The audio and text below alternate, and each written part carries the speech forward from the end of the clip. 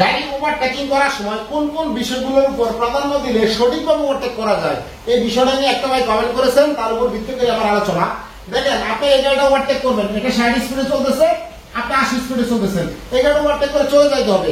Overtaking এর সময় অবশ্যই আপনি ডান পাশ দিয়ে ওভারটেক করবেন, কারণ বাম পাশ দিয়ে ওভারটেক করার রাইট খুব কম, বাম পাশে স্লো গতি সম্পন্ন গাড়িগুলো চলে। আপনি চেষ্টা করবেন ডান পাশ দিয়ে ওভারটেক করার জন্য। কখন আপনি বাম পাশ দিয়ে করবেন? যখন এই গাড়িটা ডানের লেন ছাড়তেছে না, তখন আপনি বামে দিয়ে ওভারটেক করতে পারেন, তবে আপনি ডান দিয়ে ওভারটেক করার রাইট।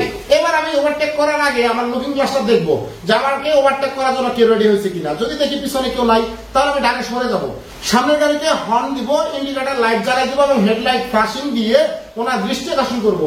উনি আপনাকে দেখছে, যদি সুযোগ পেয়ে যায় উনি বাম পাশে সরে যাবে, আপনাকে জায়গা দিবে। জায়গা দিলে আপনার সামনের দিকে একটু আগে এইখানে আপনার সামনে আরেকটা গাড়ি গতিবিধি লক্ষ্য করতে হবে, যে গাড়িটাই এদিকে আসতেছে, তাহলে এই গাড়িটা কতটা স্পিডে আসতেছে, সে আসার আগে আমি কি ওভারটেক করে চলে যেতে পারবো কিনা, এইটুকু তাৎক্ষণিক খুব দ্রুত সিদ্ধান্ত নিতে হবে।